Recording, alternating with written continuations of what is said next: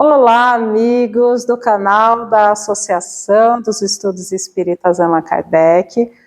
Bem-vindos a mais um programa especial sobre o Espiritismo. E o tema de hoje é sobre o ESD, o Estudo Sistematizado da Doutrina Espírita. Você já ouviu falar nisso? Sabe como funciona? Sabe qual que é a importância desse estudo?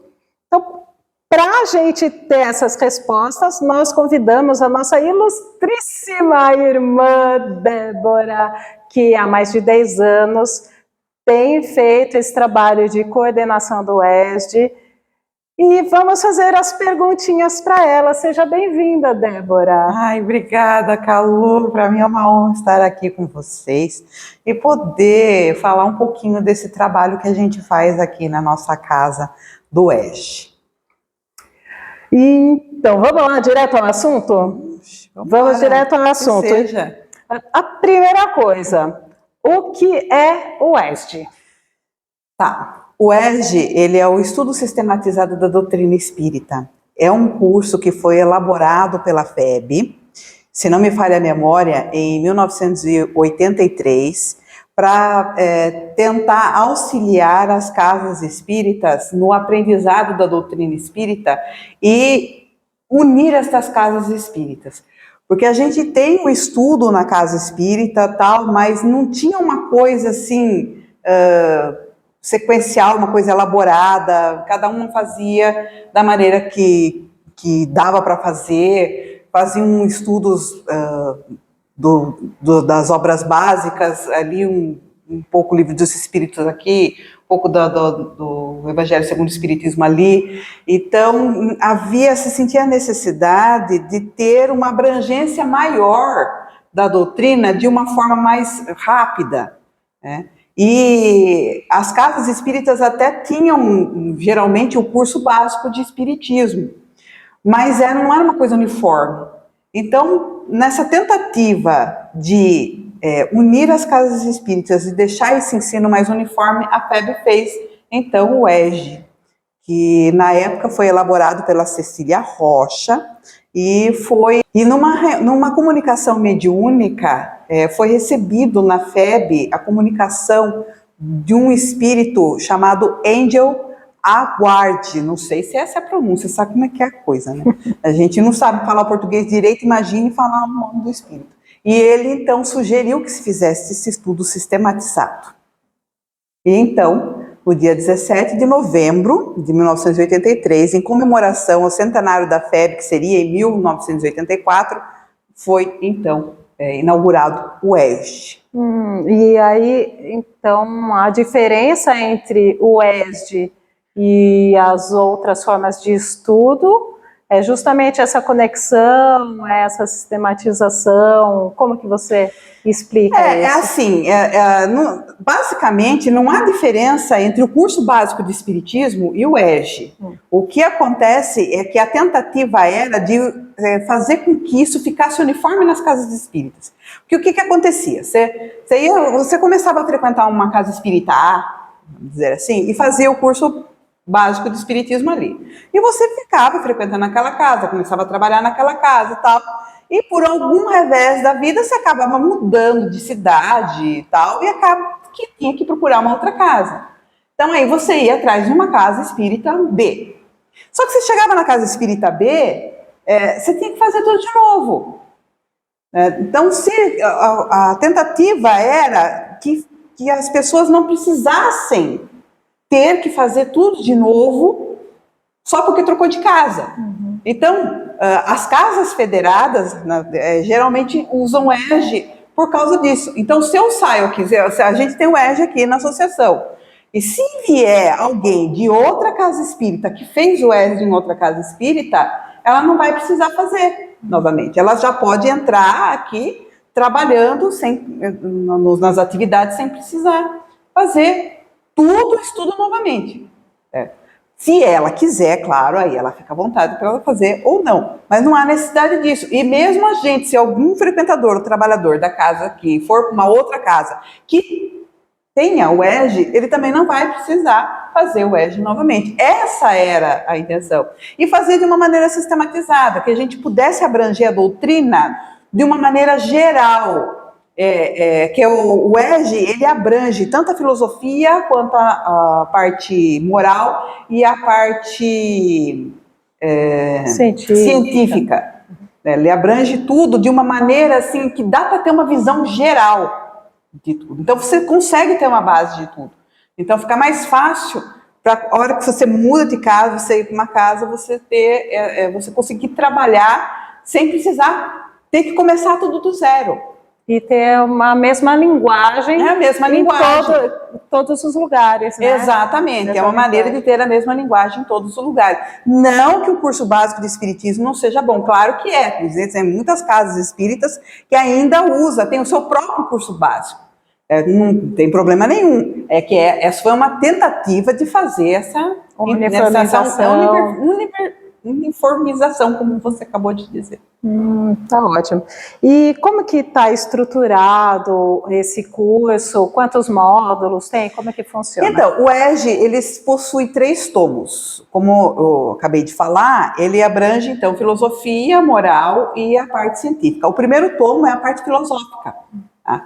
O segundo tomo é a parte da moral e o terceiro tomo é a parte científica, que vai até e já fazer uma preparação para o curso mediúnico mais adiante, depois que você termina. Porque a FEB não tem só o EG. Depois do EG, a gente tem o MEP, que é a Mediunidade Estudo Prática. Então, você faz o EG e daí já ingressa no curso mediúnico, se quiser, não é obrigado.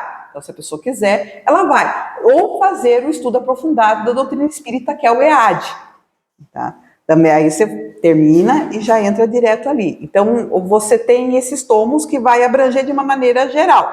Porque assim, e cada tomo é 1 ano, com duração de 1h30 cada aula, uma vez por semana. Isso foi, assim, um esquema que a FEB elaborou. Isso não quer dizer que precise ser feito em 1 ano. Existem casas que, ao invés de fazer uma vez por semana, faz 2, 3 vezes por semana, então aí vai mais rápido. Tal. Mas ele foi idealizado dessa forma, porque a doutrina espírita, a gente sabe que tem 5 livros da doutrina espírita. A gente tem o Livro dos Espíritos, o Evangelho segundo o Espiritismo, o Livro dos Médiuns, o Céu e o Inferno e a Gênese. E, em tese, a gente leva, em média, 2 anos estudando cada livro. Estudando, não é lendo, hein, gente? É uma grande diferença entre estudo e leitura. Então, se a gente for estudar as obras básicas do começo ao fim, são 2 anos em cada livro, são 10 anos de estudo. Então, houve essa tentativa de resumir esses 10 anos em 3, para dar uma base, gente. Isso não quer dizer que fazendo o EG a gente vai ter aprendido tudo. A gente vai ter uma base, um alicerce, para depois a gente poder, então, escolher qual a área que vai se aprofundar, vamos dizer assim. É como se fosse um curso de medicina. Você vai fazer a medicina, você faz a medicina geral e depois você escolhe a especialidade. O ESE seria a mesma coisa. O ESE seria a parte geral. E aí depois a pessoa escolhe o caminho que vai se aprofundar, né? Isso. Ah, então, que interessante.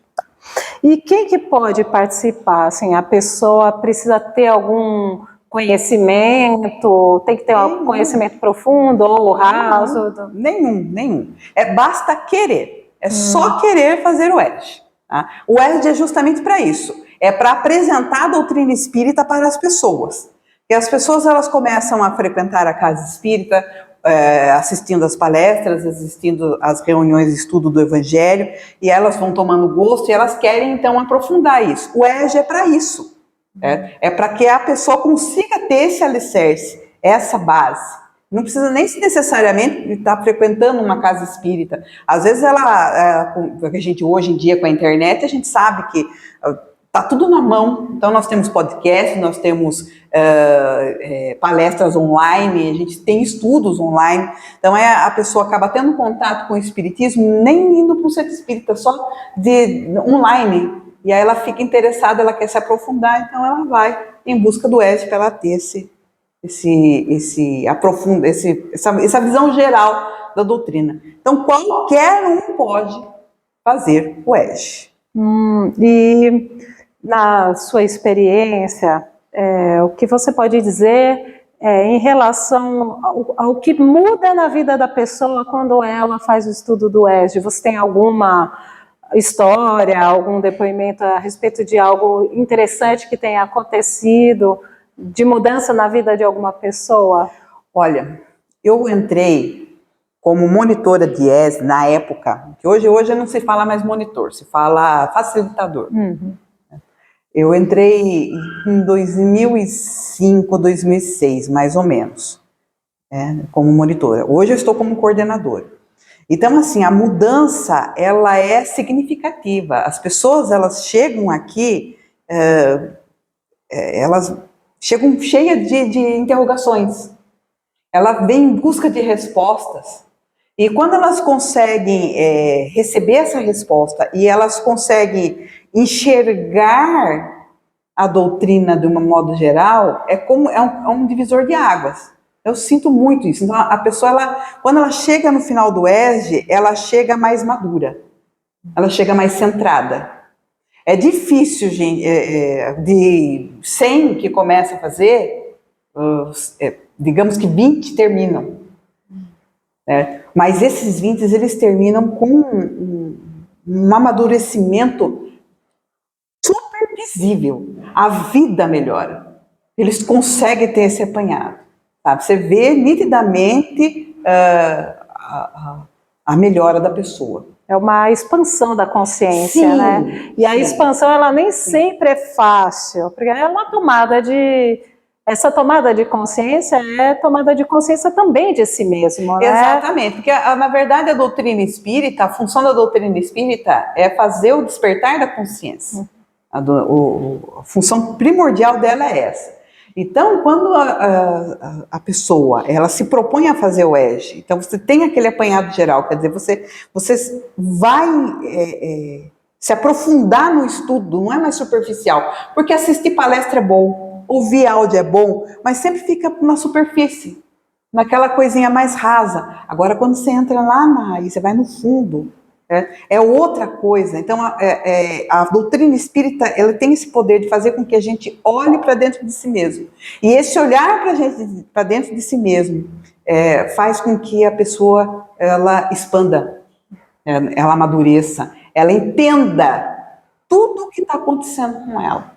Então, é um bálsamo para essa pessoa quando ela consegue entender a utilidade do EJE. Muito, muito bom. E como que funcionam as aulas, assim, na prática?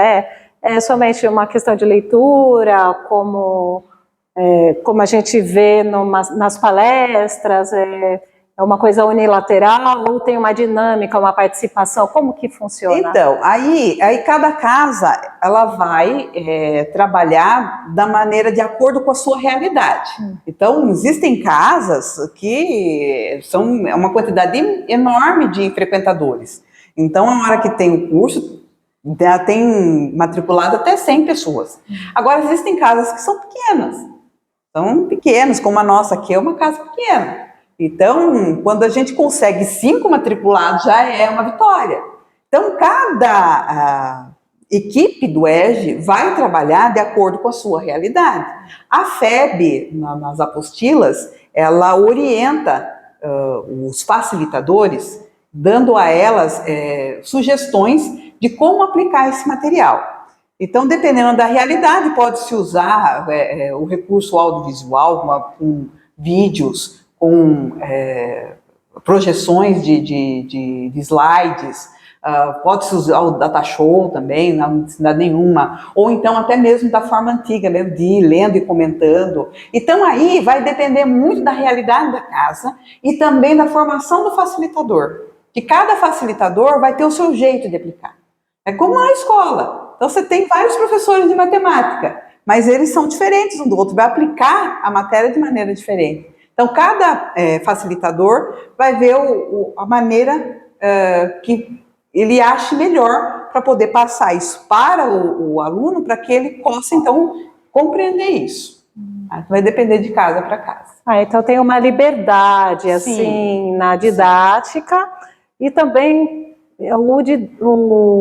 o facilitador, ele também vai dar uma analisada na personalidade do grupo. Isso, ele vai adaptar tudo de acordo com o grupo.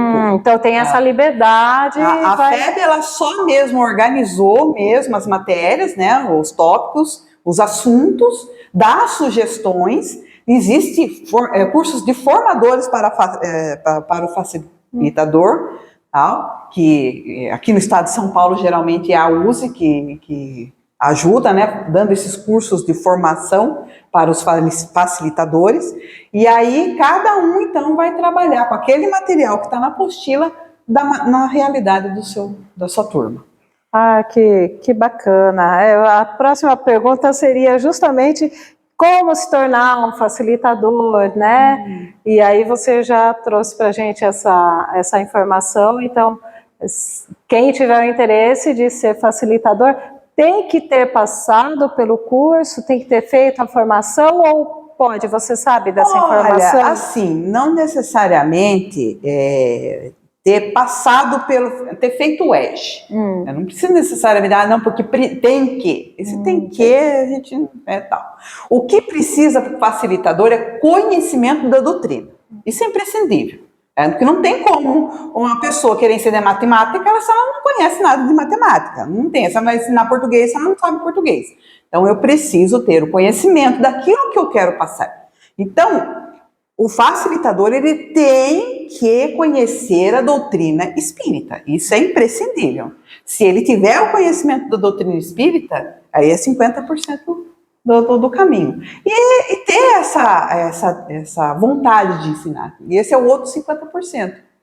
Ter essa facilidade, querer passar. Tal. Porque o curso de facilitador, ele é mais assim, para dar um norte para a pessoa de como passar. Porque você não precisa ter a formação de professor. E como às vezes, eu mesmo hoje, eu estou como empregada doméstica. Então, quer dizer, eu não sou professora. Mas eu estou aqui dando aula. Hoje eu sou coordenadora. Mas por quê? Porque eu tive essa assessoria, eu tive essa formação, eu tenho esse conhecimento da doutrina, mas eu não precisei da formação do professor. Então, o curso de facilitador é para isso, para ajudar as pessoas comuns a passar esse conhecimento. Mas precisa ter o conhecimento da doutrina espírita. E isso é primordial. Ótimo. E como é que está funcionando? Tem o curso do ESD online? Funciona? Você acredita que é positivo também essa questão das aulas virtuais? Como que funciona? Tem o curso do ESD online, tem muito curso do ESD online no YouTube, muita coisa. Assim, não só no YouTube, como também tem muitas casas espíritas que usam outras plataformas. A gente tem o Google Meet, tem o Zoom também, então tem muitas outras plataformas. Só que a gente precisa ter cuidado, gente, porque o curso de Espiritismo, ESD, ele é gratuito. Se você encontrar alguém cobrando por isso, esquece, não fuja disso, tá? Para o Espiritismo, tudo é de graça. Então, curso de Espiritismo pago, isso não existe. O curso de Espiritismo, o ESD, ele é gratuito. Se alguém está pagando, tem alguma coisa errada aí. Tá? Então, assim, ele funciona muito bem. Tá? Mas eu gosto do presencial por causa do calor humano. Tá? Porque precisa ter essa troca de calor humano. Isso não quer dizer que a gente vai deixar de fazer o curso online, não. Se não tem jeito de fazer o presencial, façam online. Mas o presencial ele é bom por causa disso, por causa do calor humano. Essa troca de energia, né? E tem algumas dinâmicas, alguma situação que é importante fazer em grupo, né? Sim, e assim, a gente tem que tomar muito cuidado também com as coisas online, porque tem muita coisa que não tem qualidade. Então precisa também prestar atenção na qualidade dos estudos. Tem muito curso de EJA, mas aí a gente tem que ver se esses cursos de ESD têm uma qualidade. Mas tem muita coisa boa, viu, gente? Tem muita coisa boa aí. Porque tem pessoas que têm um impedimento, né, de sair de casa, às vezes tem filhos, ou alguma pessoa dependente, ou é muito longe, né, mora num local muito longe, então é bem interessante, né, essa evolução da tecnologia. Sim, eu costumo até falar para as pessoas que hoje em dia está tão fácil, né? Antigamente, a gente, eu vou denunciar minha idade agora, porque a gente não tinha essas coisas, gente do céu, a gente não tinha essas coisas. Na escola a gente fazia trabalho, a gente tinha que ir na biblioteca, né? Fazer pesquisa na biblioteca. Então, assim, e mesmo na doutrina mesmo, era tudo só com livros mesmo, não tinha nada disso. Hoje, você pega o celular, você tem tudo ali na sua mão, você está no ônibus, você pode acessar ali um livro espírita ali no ônibus para você ler e tal. Quando que a gente tinha essa facilidade? E as palestras, né? Eu lembro que a gente, muitas vezes, eu morava lá em Quinta de Pirapora, eu tinha que vir ou de carona ou a pé para pegar um ônibus aqui para poder ir até Sorocaba, para poder fazer algum curso, né? Os encontros de jovens na época, porque agora seria o encontro dos... Da melhor idade. Então. O encontro da melhor idade, então. Mas hoje em dia tem essa maravilha da tecnologia, isso, né? Então mas ele é válido, é bem válido. Bem interessante, válido, né? Porém, a gente precisa filtrar, né? Ter esse cuidado da fonte, de onde vem esse curso, de onde vem essa informação. Sempre é importante conhecer se é mesmo de uma casa espírita, séria. Sim. Porque a gente sabe que, da mesma forma que as informações válidas, as informações úteis, elas são mais facilmente veiculadas, as falsas também são mais facilmente veiculadas. Então, vai da gente ter usar o nosso raciocínio, né? Que é uma dos pontos importantes do espiritismo, é justamente a fé raciocinada, né? Então é importante a gente estar observando isso, como a Débora falou. E então, hoje, quais são os maiores desafios que o ESD enfrenta? Olha, Calu, vou falar uma coisa para você. O problema maior hoje, e não é nem só do ESG, mas de todas as casas espíritas, é trazer de volta as pessoas para a casa espírita. Sabe? Porque depois da pandemia ficou difícil, sabe? As pessoas, elas não... Diminuiu muito a frequência, diminuiu muito. A gente teve aqui turmas de ESG, porque a nossa casa espírita é pequena, então a gente já teve até 40 pessoas matriculadas no primeiro ano, e hoje, esse ano, foram só 5. Então, assim, tá difícil nesse sentido, você trabalhar para chamar essas pessoas para voltar para a casa espírita, e principalmente se dedicar ao estudo. Então, o maior desafio do ESG hoje é esse. Sabe? Porque assim, tem muitas pessoas assim que até criticam, falam que é muito tempo de ESG, mas como eu falei no começo do vídeo, o ESG já é o resumo da doutrina. A doutrina, se a gente fosse estudar, seria 10 anos, conseguiu resumir para 3. O que vai resumir mais? Sabe? Então é difícil, sabe? Assim, porque é muito tempo. O problema maior, ou o maior desafio, né, é esse, é chamar essas pessoas para o estudo, conseguir mostrar, fazer com que essas pessoas se interessem novamente para o estudo, que venham estudar. Tem muitas casas até mesmo que abandonaram, não usam mais o ESG, voltaram para o curso básico de Espiritismo, porque nessa tentativa de diminuir o tempo, né, de estudo, ou então fizeram de uma maneira que você não há necessidade de você ter uma frequência, você pode de vez em quando fazer o curso. Então, assim, é complicado, é um desafio hercúleo, Nós estamos tentando, assim, nos adaptando ainda, e eu espero que com a ajuda da espiritualidade a gente consiga trazer de volta o interesse do estudo para as pessoas. Mas isso, se a gente for refletir sobre isso, é uma questão muito moderna, né? Muito da atualidade, o imediatismo, Sim, a sim. resposta rápida, Isso. como a gente tem essa maravilha do virtual, do digital, né? Então, tudo a gente... Antes a informação é muito rápida. A gente tinha que ir à biblioteca consultar uma Barça para poder saber sobre as coisas. Hoje a gente vai lá num simples Google e consegue todas as informações. Exato. Mas, por outro lado, a gente tem um cérebro mais preguiçoso. As coisas estão muito superficiais. Então, superficiais e rápidas, Exato, né? Então, exato. esse estudo, esse interesse por aprofundar-se em algo está cada vez mais escasso. Sim, e é complicado porque como você vai fazer um mergulho para dentro de si de uma maneira superficial? Não tem, Não né? precisa ter um aprofundamento. E a própria doutrina, ela é esse caminhar lento, porque a gente não consegue dar o mergulho rápido para o nosso interior. Exatamente. Porque senão assusta, né? Exatamente. As coisas têm que ser devagar. Tem que ser devagar, porque a tomada de consciência, ela é um caminho árduo.